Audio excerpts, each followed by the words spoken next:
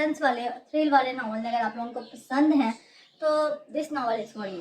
तो अस्सलाम वालेकुम beautiful people, welcome back to another video. मैं हूं Iman Babar and you guys are watching mister Inspire. तो आज हम लोग जिस नावल के बारे में बात करने वाले हैं, आज मैं जिस नावल का रिव्यू करने वाली हूँ उसका जिक्र मैं अपनी लास्ट वीडियो में कर चुकी हूँ। तो आज हम लोग बात करने वाले हैं मलाल बाय अहमद राव। ये न्यू राइटर हैं और इनकी ये जो नावल है मैंने इनके बारे में बड़ा ज़्यादा सुना था, तो सोचा कि क्यों ना पढ़ के इसका भी रिव्यू दिया जाए। तो पहले हम लोग इसकी शॉर्ट समरी आप लोगों को बता देती हूँ कि मैंने देना है नॉन स्पॉइलर रिव्यू। तो चलिए वीडियो को स्टार्ट करते हैं, बट स्टार्ट करने से पहले हमेशा की तरह आप लोगों से रिक्वेस्ट है कि अपनी दुआओं में फ़लस्तीन को लाजमी याद रखें, उनके लिए लाजमी दुआ करें और बायकॉट इजरायली प्रोडक्ट्स। तो चलिए वीडियो को स्टार्ट करते हैं।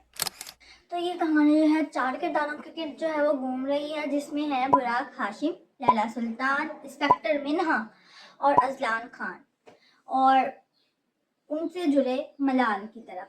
और जो ये नावल का जो टॉपिक है, नावल की जो हेडिंग है मलाल, उससे हर करेक्टर रिलेट करता है और एंडिंग काफ़ी ज़्यादा सस्पेंस में छोड़ी गई है और काफ़ी अच्छी है। मिसिंग है, मतलब मुझे पहले लगा था कि एंडिंग थोड़ी मिसिंग है, बट उसके बाद जब राइटर ने डिस्क्राइब कर दिया, बयान कर दिया कि क्यों उसने इस तरह से उसकी एंडिंग की है, तो समझ आ गई थी कि ज़रूरी नहीं कि हर कहानी मुकम्मल हो, और काफ़ी अच्छा था। तो अगर बात करें कि ये नावल है कैसी, क्योंकि मैंने नहीं देना है इसका आप लोगों को, मतलब बिल्कुल भी मैं इसको बयान नहीं करना, मैं चाहती हूँ कि आप लोग खुद पढ़ो।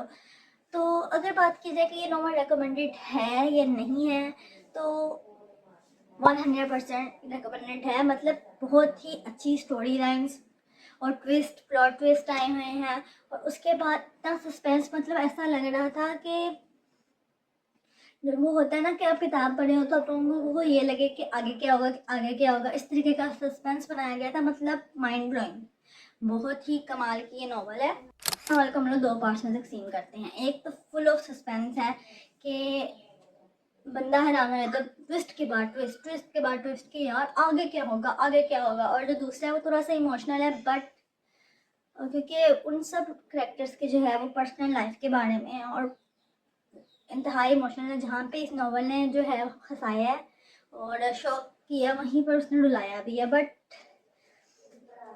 आई मस्ट से कमाल लिखी है उस बंदे ने। तो बेसिकली मलाल जो नावल है उसमें हम लोगों को मोहब्बत मिलेगी, थ्रिल मिलेगा, सस्पेंस मिलेगी और साथ में हम लोगों को क्राइम सीन्स भी मिलेंगे। और मतलब ये इन सब चीज़ों को जो है बिल्कुल ही खूबसूरत तरीके से जो है हर चीज़ को उसकी अपनी अपनी जगह पे रख के परफेक्टली राइटर ने जो है उस नावल में लिखा है। और जो इस कहानी का मरकज़ी किरदार है बुराक हाशिम, उसकी जो 2 साल पुरानी मोहब्बत होती है मिन्हा, उसको उसके जासूसी के लिए लगाया जाता है। और जब ये जासूसी, पहली बात है वो तो उससे पहले से मोहब्बत करता था, सच सामने आना और फिर इस तरह से उनकी ज़िंदगी के मलाल का सफ़र स्टार्ट होता है। तो काफ़ी ज़्यादा जो है बहुत डीपली सस्पेंस वाला और आपको एंड पर शॉक में छोड़ देने वाला ये नावल है। मतलब एंड के पेजेस पढ़ते पढ़ते आंखें फटी की पटी रह गई, यार ये हो क्या रहा है।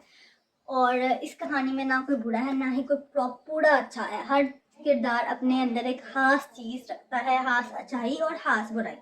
मतलब स्याह और सफ़ेद का मालिक है हर किरदार, मतलब कोई परफेक्ट नहीं है, हर किसी में कमी है। और उस कमी को राइटर ने बहुत ही खूबसूरत तरीके से डिस्क्राइब किया गया है।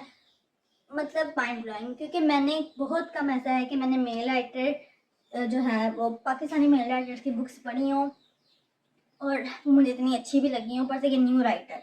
तो अगर आप लोग मुझसे पूछो तो भाई 10/10 है, रिकमेंडेड है, लाजमी पढ़ो। और अगर आप लोग बाय करने जाते हो जाके उनकी जो है अकाउंट से, ऑफिशियल अकाउंट से इंस्टाग्राम पे जाके बाय भी कर लो।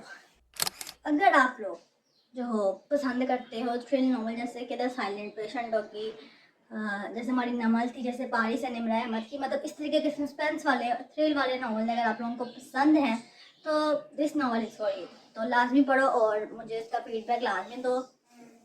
आज के लिए बस इतना ही था। उम्मीद है ये छोटा सा रिव्यू आप लोगों को पसंद आया होगा।